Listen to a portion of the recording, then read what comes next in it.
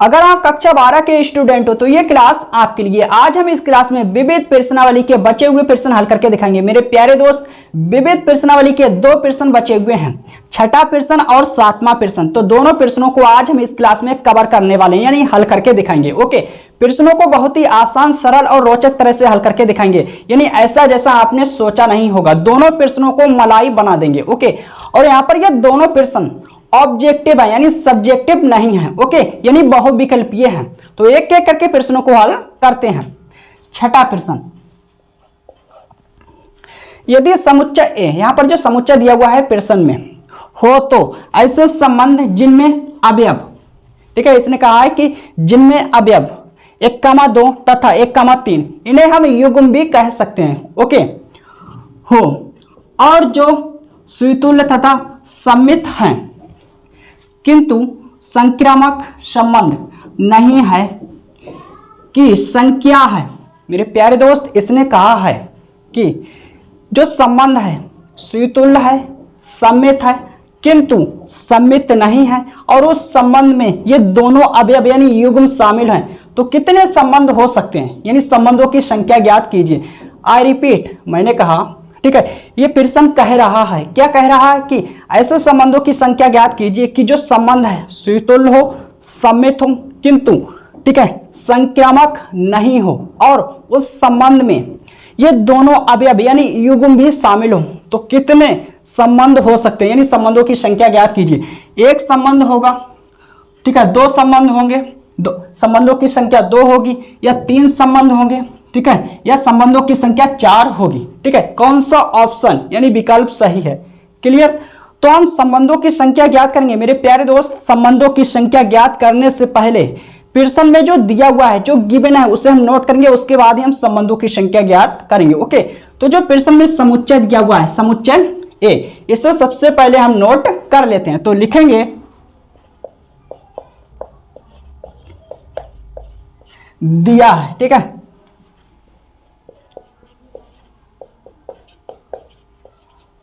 Clear? इस समुच्चय को मैंने नोट कर लिया। अब हम लिखेंगे सार्वत्रिक संबंध की परिभाषा से, सार्वत्रिक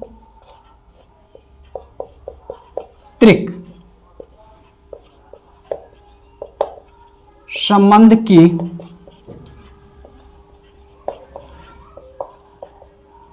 परिभाषा से। ठीक है मेरे प्यारे दोस्त, तो मैंने लिखा सार्वत्रिक संबंध की परिभाषा से।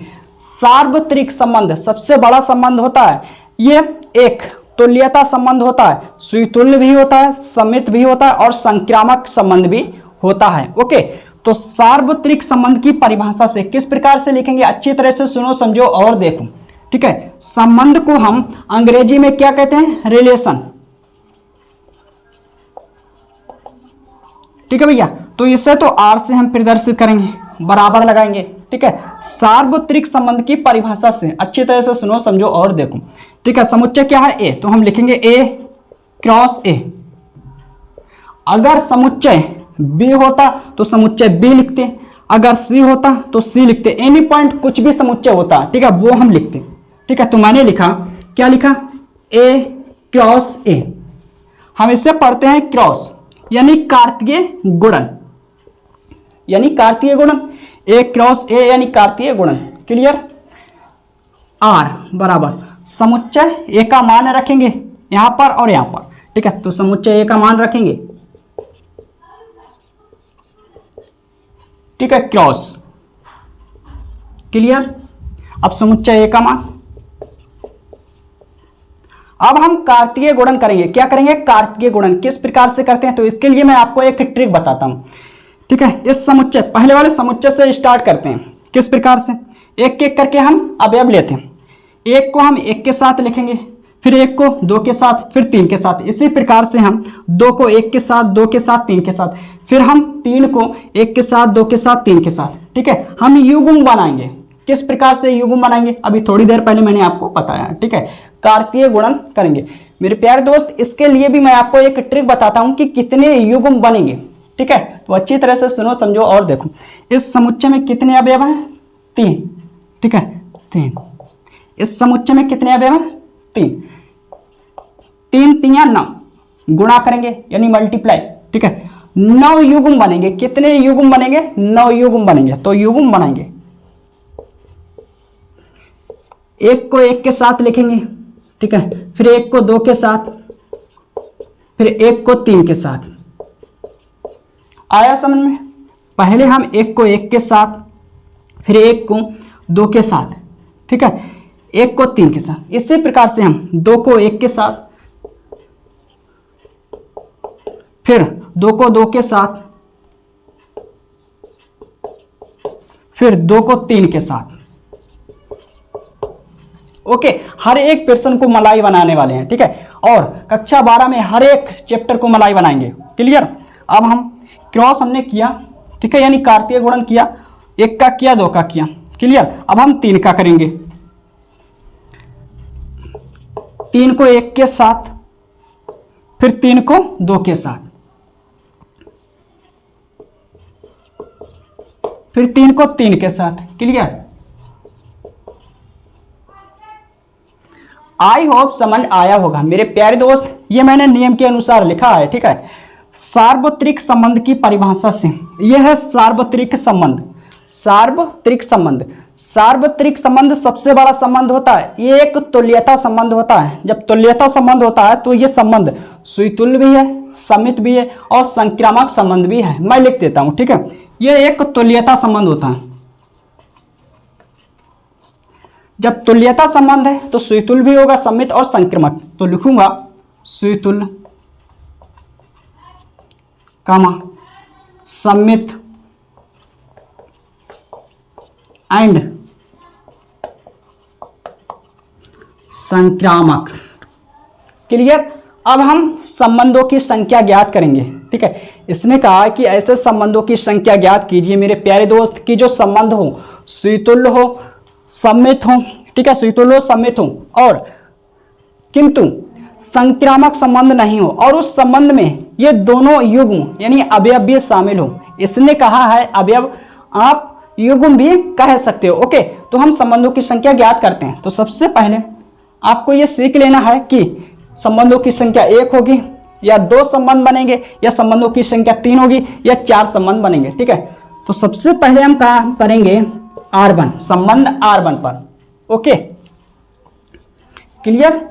मैंने कहा इसने 4 ऑप्शन दिए हैं कि संबंधों की संख्या 1 होगी, कि 2 संबंधों की संख्या होगी या 3 होगी या 4 होगी। तो सबसे पहले हम काम करेंगे संबंध R1 पर। अब किस प्रकार से हम काम करते हैं तो अच्छी तरह से सुनो, समझो और देखो। इसने कहा कि जो संबंध हो सुतुल्य हो, समित हो, किंतु संक्रामक संबंध नहीं होना चाहिए, ठीक है। और ये दोनों अवयव भी शामिल हो यानी युग्म भी शामिल हो। तो सबसे पहले हम इन्हें नोट करेंगे, इन्हें नोट कर लेते हैं। 1, 2, ठीक है, 1, 3। क्लियर? ये दोनों नोट कर लिए। अब मेरे को इस प्रकार से संबंध बनाना है कि सुतुल्य हो और समित हो किंतु संक्रामक संबंध ना हो। तो सबसे पहले हम काम करेंगे सुतुल्य पर। किस पर? सुतुल्य पर मेरे प्यारे भाई, सुतुल्य पर काम करेंगे। जब हम सुतुल्य संबंध को चेक करते हैं तो कहां से पेन चलाते हैं? समुच्चय से। समुच्चय से एक एक करके अवयव लेते हैं और उनसे युग्म बनाते हैं। तो समुच्चय क्या है? ठीक है, ये है ए। तो एक एक करके अवयव लेंगे और इनसे युग्म बनाएंगे, ठीक है। और सुतुल्य संबंध का मतलब होता है कि खुद का कलेक्शन खुद से होना, ठीक है, खुद का संबंध खुद से होना। तो मैंने एक अवयव लिया है तो एक का संबंध एक से होना चाहिए मेरे प्यारे दोस्त। एक अवयव लिया है, एक का संबंध एक से होना चाहिए। अब हम देखेंगे कि इस संबंध में, इस संबंध में वो कौन सा युग्म है।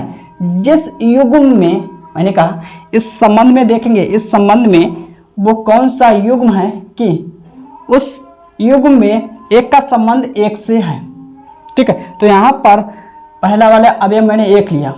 अब हम देखेंगे, आई रिपीट, समझ में आया? मैंने कहा पहला अवयव लेंगे एक, ठीक है। सुतुल्य संबंध का मतलब होता है कि खुद का कलेक्शन खुद से होना। क्लियर? तो हम देखेंगे कि इस संबंध में वो कौन सा युग्म है जिस युग्म में एक का संबंध एक से है, ठीक है। तो यहां पर एक का संबंध एक से, ये सही है, ये गलत है। एक का संबंध 2 से, एक का संबंध 3 से, ठीक है। तो इसे नोट करेंगे। सबसे पहले हम सुतुल्य पर काम करेंगे। क्लियर? अब हम दूसरा वाला अवयव लेंगे 2, ठीक है। तो सुतुल्य संबंध का मतलब होता है खुद का कलेक्शन खुद से होना, ठीक है। अब हम देखेंगे इस संबंध में वो कौन सा युग्म है जिस युग्म में दो का संबंध दो से है, ये है, इसे नोट करेंगे। ओके, अब हम तीसरा वाला अवयव लेंगे। सुतुल्य संबंध का मतलब होता है खुद का कलेक्शन खुद से होना, ठीक है। तो हम देखेंगे मेरे प्यारे भाई कि इस संबंध में वो कौन सा युग्म है जिस युग्म में 3 का संबंध 3 से है, ठीक है। तो यहां पर 3 का संबंध 3 से, ये वाला है।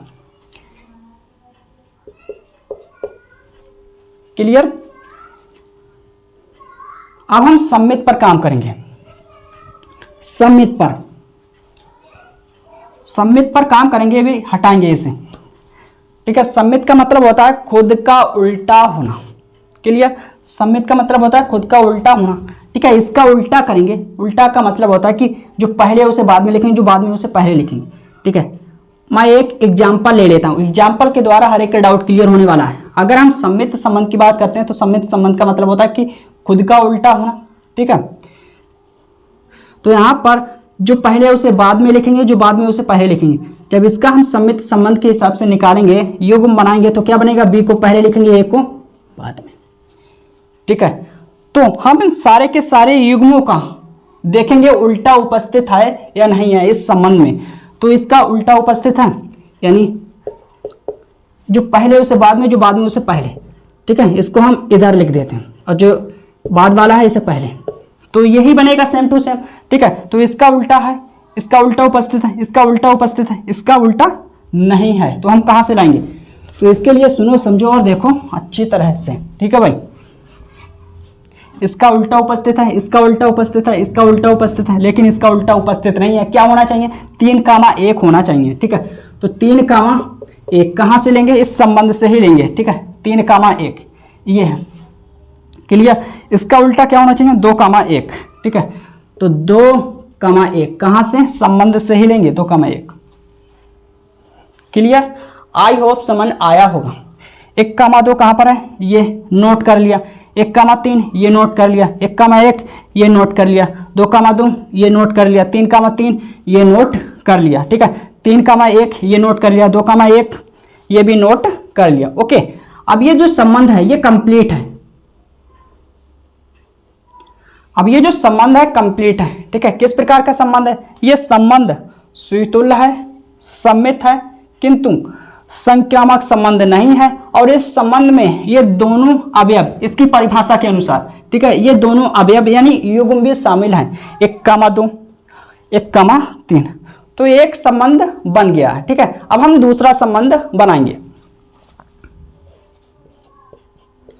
तो मेरे प्यारे दोस्त, जब हम दूसरा संबंध बनाते हैं R2, तो इसके लिए नियम होता है, ठीक है। नियम क्या होता है, तो अच्छी तरह से सुनो समझो और देखो।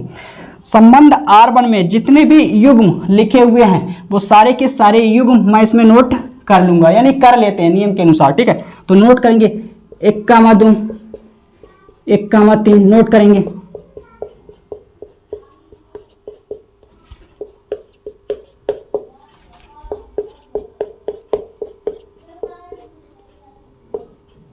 क्लियर।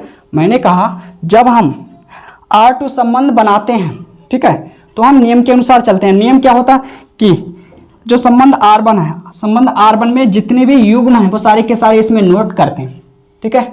नंबर 1। नंबर दूसरा नियम क्या होता है कि संबंध R में जितने भी युग्म बचे हुए हैं उन सारे के सारे युग्मों को हम इसमें नोट करते हैं, ठीक है। तो ये नोट कर लिया, ठीक है। 1, 2 ये नोट कर लिया, ठीक है। ये भी नोट कर लिया, सारे के सारे युग्म। 1, 1 नोट किया, बिल्कुल किया। ये 1, 2 यहाँ पर ये है, ठीक है। 1, 3 ये है। 2, 1 ये है। 2, 2 ये है, ठीक है। और यहाँ पर 3, 1 ये है। 3, 3 ये है, ठीक है। ये 2 बचे हैं, एक ये बचा, एक ये, तो इनको भी नोट करेंगे, ठीक है, नियम के अनुसार।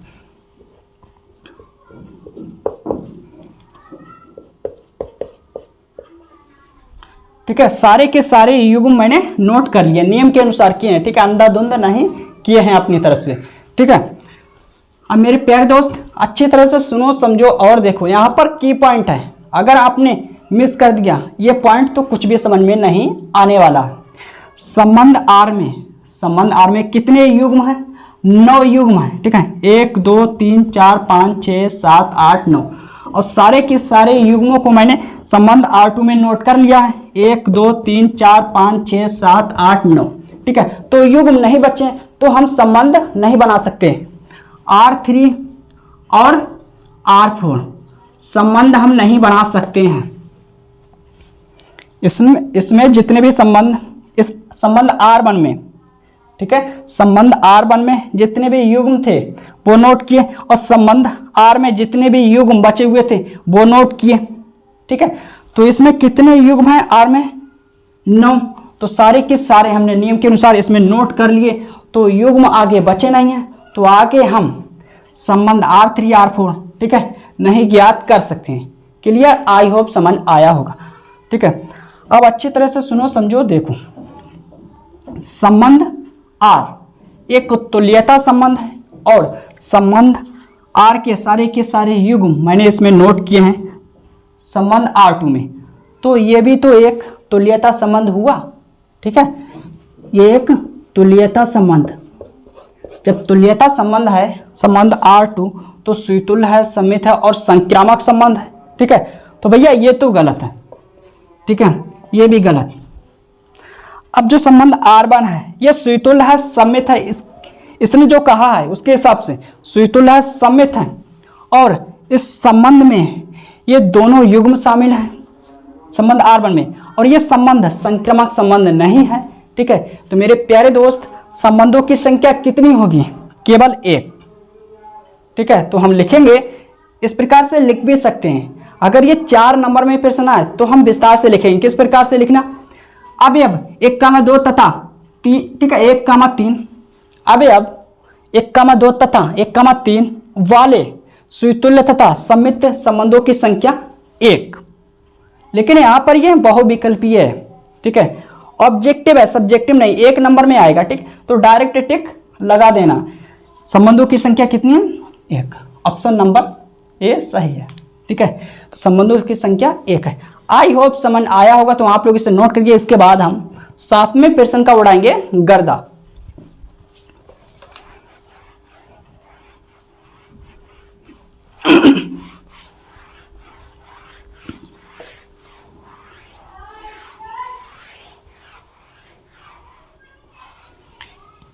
अरे हमने ये मिटा दिया भाई, ऑप्शन डी, ऑप्शन ए एक था ना, ठीक है। अब हम 7वां प्रश्न हल करेंगे। यदि समुच्चय ए हो तो अवयव 1, 2 अवयव यानी युग्म, ठीक है, वाले तुल्यता संबंधों की संख्या है 1 है, 2 है, 3 है, 4 है। इसने कहा है कि ऐसे संबंधों की संख्या ज्ञात कीजिए कि जो, ठीक है, 1, 2 वाले तुल्यता संबंध हो, ठीक है। तो सबसे पहले संबंधों की संख्या ज्ञात करेंगे मेरे प्यारे दोस्त। संबंधों की संख्या ज्ञात करने से पहले जो प्रश्न में दिया हुआ उसे हम नोट करेंगे सबसे पहले। तो जो समुच्चय दिया हुआ इसे हम नोट कर लेते हैं, ठीक है। तो लिखेंगे दिया है,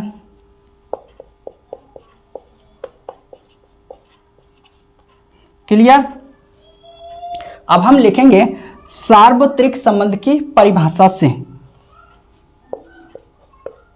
ओके। अब सार्वत्रिक संबंध क्या होता है? सबसे बड़ा संबंध होता है, ठीक है।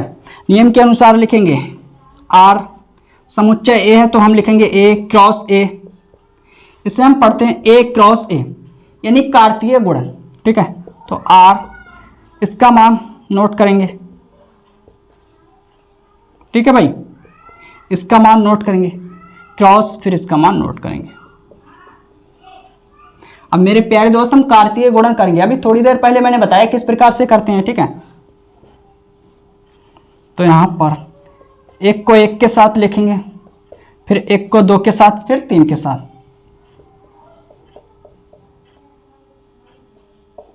फिर 2 को 1 के साथ, 2 के साथ, 3 के साथ।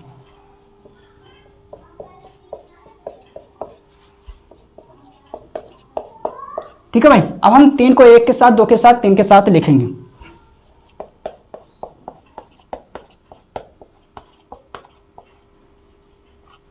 क्लियर। ये जो संबंध है सार्वत्रिक संबंध है, और सार्वत्रिक संबंध सबसे बड़ा संबंध होता है तुल्यता संबंध होता है। और तुल्यता संबंध सुतुल्य भी होता है, समित भी और संक्रामक संबंध भी, तो हम लिख देते हैं, ठीक है, ताकि आपको कोई दिक्कत ना हो। तुल्यता संबंध, सुतुल्य, समित एंड संक्रामक, ठीक है, संबंध।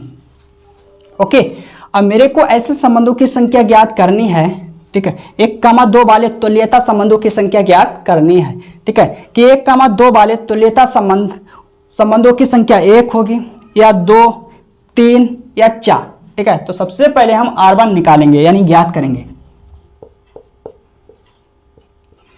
ठीक है, 1,2 वाले तुल्यता संबंधों की संख्या, तो सबसे पहले इसे हम नोट करेंगे, ठीक है। जो तुल्यता संबंध होता है कब होता है, सुतुल्य भी हो, समित भी हो और संक्रामक संबंध भी हो, यानी तीनों ही परिभाषाएं सत्य हो।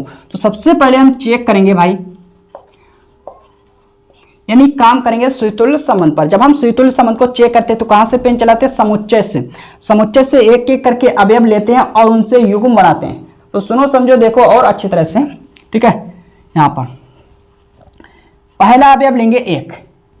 अब हम देखेंगे, सबसे पहले आपको यह सीखना चाहिए कि सुतुल्य संबंध का मतलब होता है खुद का कलेक्शन खुद से होना। तो हम पहला अवयव लेंगे 1, ठीक है। अब हम देखेंगे कि इस संबंध में, संबंध R में वो कौन सा मेरे प्यारे दोस्त युग्म है, वो कौन सा युग्म है कि जिस युग्म में 1 का संबंध 1 से है, तो ये है, इसे नोट करेंगे। अब हम दूसरा अवयव लेंगे। अब हम देखेंगे कि संबंध R में वो कौन सा युग्म है जिस युग्म में 2 का संबंध 2 से है, यह है, इसे नोट करेंगे, ठीक है। इसे नोट किया, इसे नोट करेंगे, क्लियर। अब हम तीसरा वाला अवयव लेंगे। जब हम तीसरा वाला अवयव लेंगे तो हम देखेंगे कि इस संबंध में R में वो कौन सा युग्म है कि जिस युग्म में 3 का संबंध 3 से है, ठीक है। कहां पर है, ये है, ठीक है। तो 3,3। अब भैया 1,2 नोट किया, इसे भी टिक कर देते हैं, 1,2। तो मैंने सुतुल्य पर काम कर लिया। अब हम समित पर करेंगे। समित संबंध का मतलब होता है खुद का उल्टा होना, ठीक है। इसका उल्टा है उपस्थित, इसका उल्टा उपस्थित है खुद, इसका उल्टा ये खुद उपस्थित है, ठीक है। इसका उल्टा क्या होना चाहिए, 2,1 होना चाहिए। 1,2 का उल्टा क्या होना चाहिए, 2,1। तो हम देखेंगे कि इस संबंध में कहां पर 2,1 है, यह है, इसे नोट करेंगे, ठीक है, फटाक से एकदम मेरे प्यारे दोस्त। अब जो संबंध है R1 सुतुल्य है, समित है। अब हम काम करेंगे संक्रामक संबंध पर, ठीक है।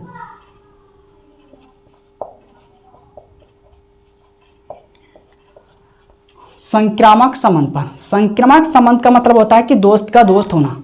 तो यहां पर जो संबंध है R1 ये सुतुल्य है, समित है और संक्रामक संबंध भी है। ओके, आई होप समझ आया होगा। चाहे आप लोग चेक कर लेना, चाहे आप लोग चेक कर लेना, ये जो संबंध है R1 सुतुल्य है, समित और संक्रामक संबंध है। अब हम संबंध R2 बनाएंगे।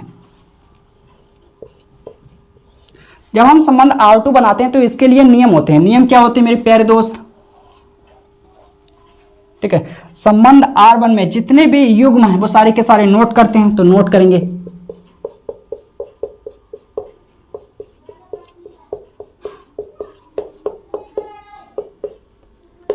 क्लियर। संबंध R2 बनाते तो इसके लिए नियम होते हैं, ठीक है। R1 में, संबंध R1 में जितने भी युग्म हैं वो सारे के सारे नोट करते हैं। अब हम देखते हैं कि संबंध R में जो बचे हुए युग्म हैं, जो बचे हुए युग्म हैं उनको हम इसमें नोट करते हैं संबंध R2 में। तो ये नोट कर लिया, ये नोट कर लिया, ये बचा, इसे नोट करेंगे, ठीक है। ये नोट कर लिया, ये नोट कर लिया, ये बचा, इसे नोट करेंगे, ठीक है। ये बचा, इसे नोट करेंगे। ये नोट कर लिया था पहले ही। इसमें कितने युग्म हैं, ठीक है, 2, 4, 6, 8, 1, 9, 2, 4, 6, 8, 9। तो जो संबंध R में जितने भी युग्म हैं, 9 युग्म हैं, वो सारे के सारे युग्म मैंने इसमें नोट कर लिए, ठीक है। जब सारे के सारे युग्म मैंने नोट कर लिया है तो युग्म बचे नहीं है, तो आगे हम संबंध नहीं बना सकते हैं R3 एंड R4। क्लियर। अब यहां पर संबंध R में जितने भी युग्म हैं हमने नोट कर लिए, ठीक है। ये एक तुल्यता संबंध है, तो संबंध R2 भी तो एक तुल्यता संबंध हुआ ना।